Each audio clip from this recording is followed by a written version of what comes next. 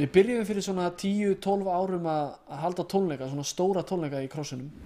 Byrjuðum svona að starfa undir þessu heiti, gig, í árið 2002 og hópurinn var strax mjög stór, hljómsveit og margir söngvarar og fórum strax að spila mikið út á landi, fórum til Akureyrar og Akranes, Ólafsvík, Reykjanesbæ og fleiri staði þar sem við fórum bara, keyptum okkur rútu og fórum bara út allt land og spiluðum og höfum síðan þá bara verið tiltölulega iðin við að æfa og fara og spila hér og þar. Hljómsveitin gig samsett af fólki. Gig spilar tónlist sem flokkast sennilega undir svona nútíma lofgjörð eða modern worship eins og það heitir á ensku. Við spilum tónlist sem svona allt frá held ég í rauninni rólegum, fallegum lögum og alveg í svona svolítið rock.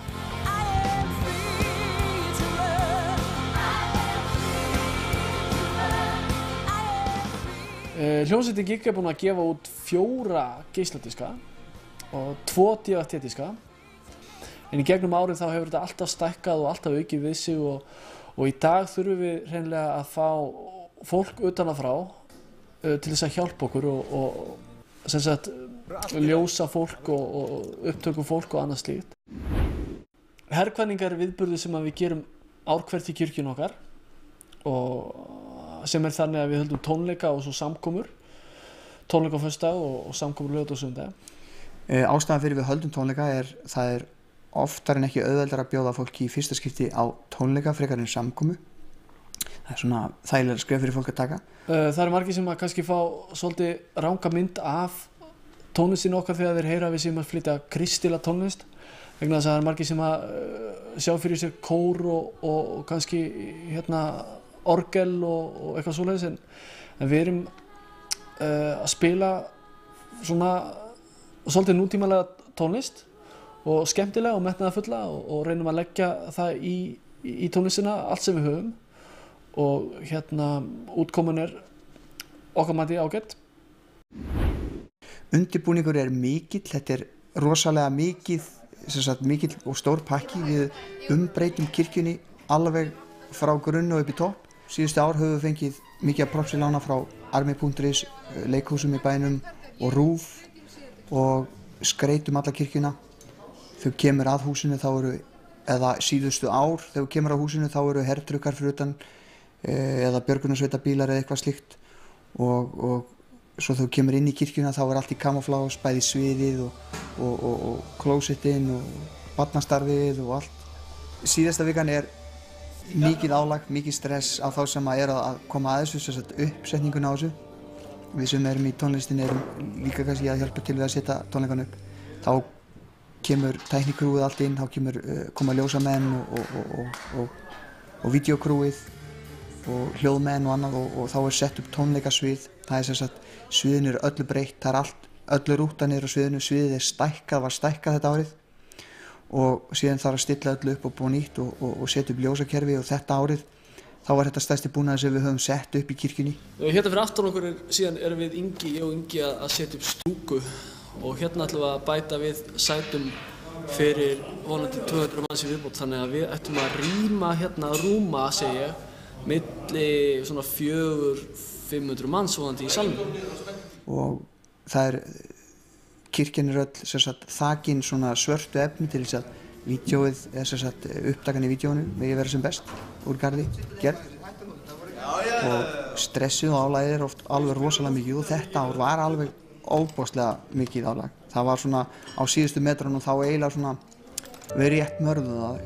Salurinn er í messi hérna, stólar út allt, það er allir að vinna, hljóðdeild, vídeódeild, sviði, hljómsveitin. Við höfum ekkert náð að æfa fyrir svo tónleika því það er svo mikið að gera. Það er svo mikið að gera. Það er klukkan 11 á morgni og tónleikar eftir tæpa 10 tíma og það er slatti eftir. Við erum búin að vera hér fram á nótt nokkra daga. En við gefum allt sem við eigum í kvöld. Við spilum ekki bara playback í kvöld. En við erum allavega að reyna að gera okkur besta og hérna, sumum líka það og öðrum ekki og það er góðu lagi fíflin ykkar. Ég er alveg bara blackout hérna. Hvað var ég að segja? Það er komið svolítið stress, við erum 2 tímum á eftir áætlun en það er alltaf svoleiðis. Þannig að við erum bara að fara að setjast, við erum ekki búin að fá all tæki í gang heldur en þetta er svona að koma og álagið eykst og spennan eykst og við reynum að halda á okkar og við vitum að þetta enda nú vel örugglega. En þetta er svona að bresta á fyrsta kvöldið, tónleikarnir. Við erum að reikna með spennandi kvöldið, rosalega spennandi kvöldið. Við erum það mikill tilhlökkun og eftirvænting í mannskapnum. Sara var að koma í hús og er komin á píanó eins og þið sjá. Þetta verður gaman.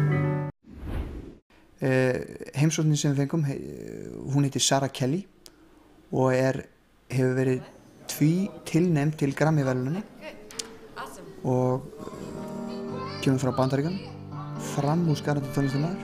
Sara Kelly er söngkona, lagasmíður, píanóleikari, gítarleikari.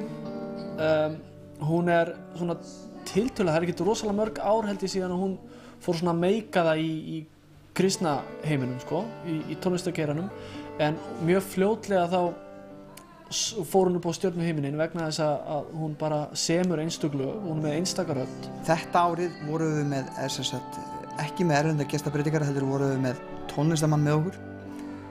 Hún tók þátt í tónleikunum og samkomunum þessu sinni og það var mjög skemmtilega vinkill, þetta kom vel út. Þegar nær dregur þá áttum við átti Sara að lenda deginum áður en tónleikarnir voru til þess bæði að æfa með bandinu og koma sér fyrir, svo ætlum við að æfa samdægus.